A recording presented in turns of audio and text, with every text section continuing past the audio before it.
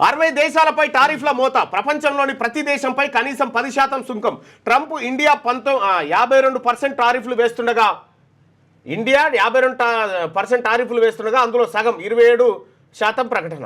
China, EU, Vietnam, Taiwan, Japan పైన బాదుడు April 5 నుంచి 10 నుంచి అమలట. ఈ 60 దేశాల పైన టారిఫ్ల మోత అంటే దీనివల్ల జరిగేటువంటి ట్రంప్కు మరి ఎవడేం చెప్తుండే ఏం కథనో కానీ టారిఫ్లు వేస్తూ ఉన్నాడు. టారిఫ్లు వేస్తూ ఉంటే ఏం జరిగింది అంటే ఈయన దేశాల్లోకి వచ్చేటువంటి వస్తువు పైన టారిఫ్ పన్ను శాతం ఎంత అనేది నిర్ణయించదు. తద్వారా ఏమైతే ఈయన దేశానికి వచ్చినటువంటి వస్తువు ధర పెరుగుతుంది.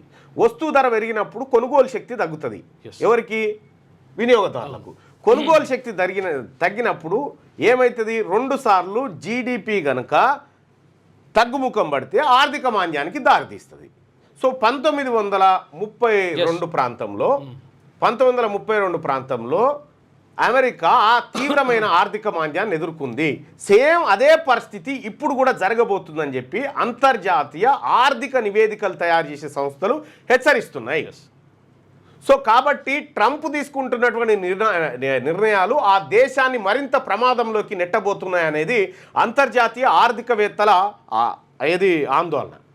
సో మరి కొనుగోలు శక్తి తగ్గడం అంటే ఆర్థిక మాంద్యాన్ని సూచిస్తుంది. సో ఈ రకంగా ట్రంప్ ఏదైతే ఇతర దేశాల టారిఫ్ల పైన ఇసుకపడతా ఉన్నాడో అది ఆయన దేశానికి ముప్పుగా వాటిల్లే ప్రమాదం అయితే కనిపిస్తుంది.